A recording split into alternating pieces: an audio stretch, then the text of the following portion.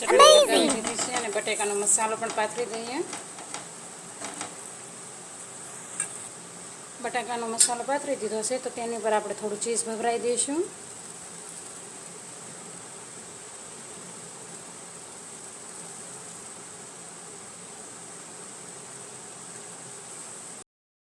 એક વાટકી થોડી ચણાની દાળ નાખી છે, થોડી સફેદ મગની દાળ અને અડદની દાળ. એક વાટકી છે તો તેની સામે આપણે 2 વાટકી ચોખા લેવાના છે. તો આપણે ચોખાને દાળ પલાળી દેવાનું છે.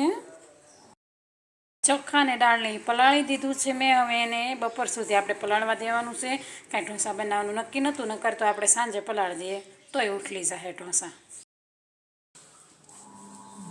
તો ગુડ મોર્નિંગ યુટ્યુબ ફેમિલી, કેમ છો? મજામાં થશો બધા? અમે બી મજામાં છીએ. અને આજે જો આપણે બનાવવાના છે ઢોસા, અને ઢોસાની તૈયારી કરવા માંડ્યા છીએ. જો ઢોસાનું પલાળી દીધું છે અને બપોર સુધી પલાળવા દઈશું. કાંઈ સવારમાં નક્કી થયું કે ઢોસા બનાવવા છે. એમ તો એ કેદુનું ઢોસા ખાવાનું મન હતું અને સાંજે નક્કી હોતો સાંજે તો આપણે પલાળી દઈએ. તો કારણ કે તૈયાર લોટના ઢોસા બહુ જામે એવા બનતા નથી, એટલા માટે દાળને ચોખા પલાળીને ઢોસા બનાવીને તો એકદમ પરફેક્ટ બને છે. અને જો હરિતાબેને તેમનું મિશન ચાલુ કરી દીધું છે. આપણે આપણું કામ શરૂ કરવાનું છે. તો આપણે બધા વાસણ ઘસી નાખવાના છે, કપડાં ધોવામાં નાખવાના છે. તો કચરા પોતા વાસણ બધું જ કામ ફટાફટ આપણે પતાવી દઈએ.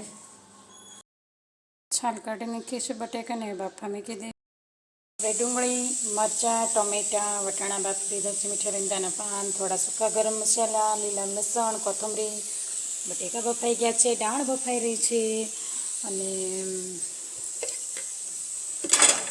આપણે આ ચોખા અને દાળ નહીં પલાળ્યું હતું, મિક્સરમાં કાઢી લેવાનું છે. આપણે આમાં છે ને 1 વાટકી જેટલું દહીં હોતે નાખી દેવાનું છે. આ 1 વાટકી જેટલું દહીં લીધું છે ને તેને મિક્સરમાં આપણે ફેંટી નાખીએ. આ દહીં આમાં નાખી દઈએ આપણે.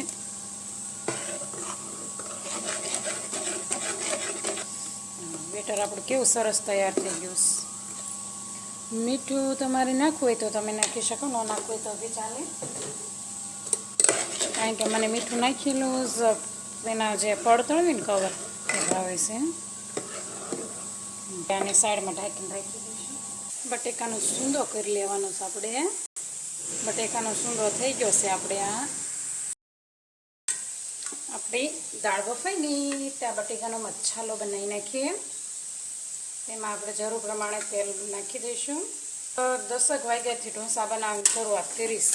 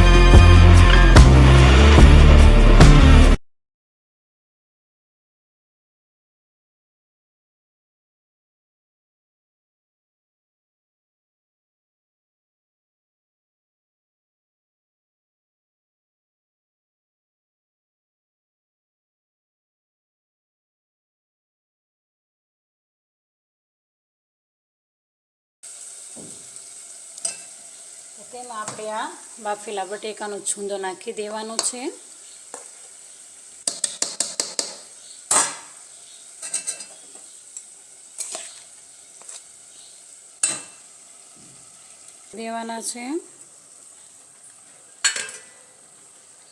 તેને સરસ રીતે મિક્સ કરી લેવાનું છે.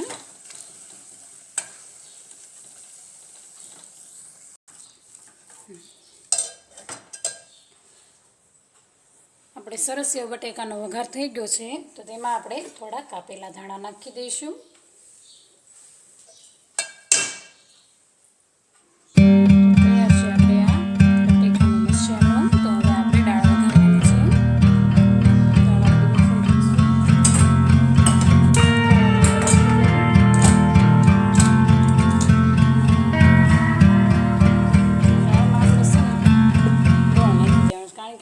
ખાંડ નથી નાખતા, ગોળ જ નાખીએ જ્યારે દાળ બને.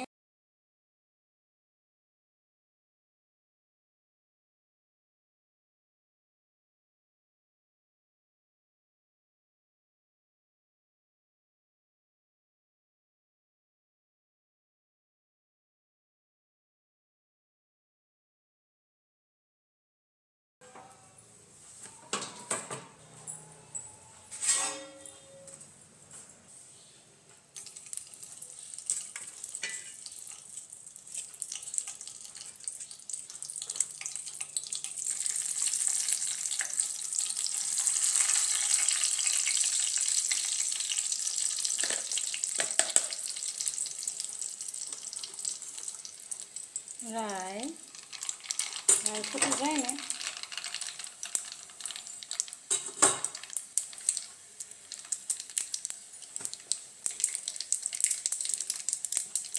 એક ચમચી જેટલું જીરું,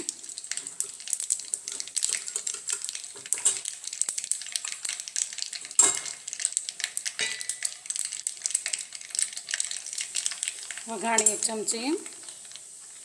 સરસ રીતે આ બધો વઘાર થઈ જાય ને એટલે આ લીલું મરચું છે, મીઠા લીમડાના પાન. આપણે આ વઘાર રેડી થઈ ગયો છે.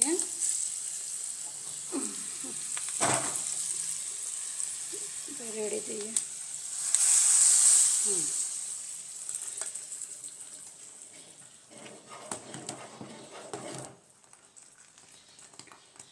તો આપણી દાળ સરસ રીતે રેડી થઈ ગઈ છે ને. હવે જલ્દી ફટાફટ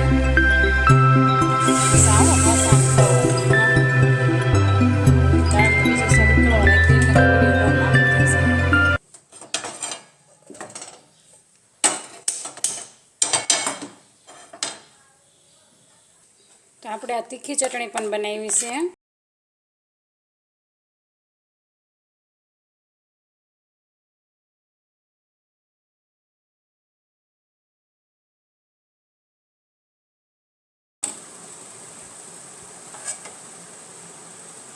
મસાલો પાથરી દઈશું, થોડી સેવ નાખી દઈશું ઝીણી,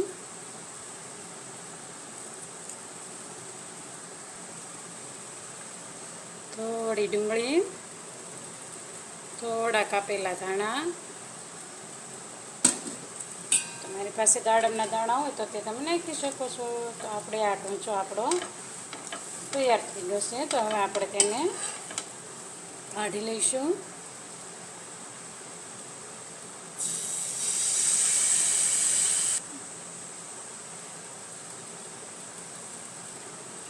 માખીના ત્રાસથી આપણે પંખો શરૂ કરવો પડ્યો છે.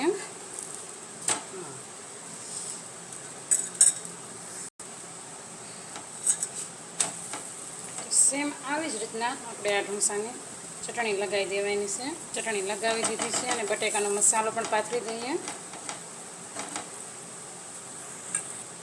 બટાકાનો મસાલો પાથરી દીધો છે તો તેની ઉપર આપણે થોડું ચીઝ ભભરાઈ દઈશું.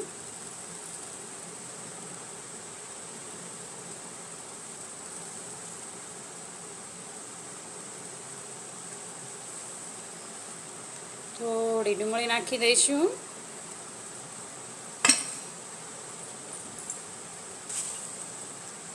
થોડી સેવ વપરાઈ દઈશું અને કાપેલા ધાણા. તો આપણે આ બીજો ઢોસો પણ તૈયાર થઈ ગયો છે.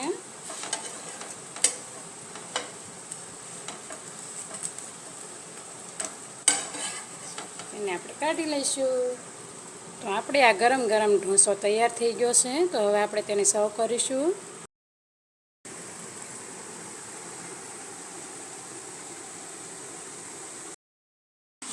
તો આજે આપણે ઢોસો બનાવ્યો છે. તો બેસી ગયા છીએ હવે જમવા. અને જો હજી 2 વાગવા આવી ગયા છે અને વાડીએથી આવીને એમની ડીશ તૈયાર કરીને આપણે આ રાખી છે. તો હવે એ પણ જમવા બેસી જાય. રામ રામ ને સીતારામ. હાલો જેને ઢોસો ભાવતો હોય એ લઈ આવે. તો જય શ્રી કૃષ્ણ બધાને. તો આજે આપણે બનાવ્યા છે ઢોસા. અને જો તમને મારો આ વિડીયો ગમ્યો હોય તો તેને લાઈક શેર અને સબસ્ક્રાઈબ કરવાનું ભૂલતા નહીં. તો મળીએ નેક્સ્ટ વિડીયોમાં. ત્યાં સુધી આવજો.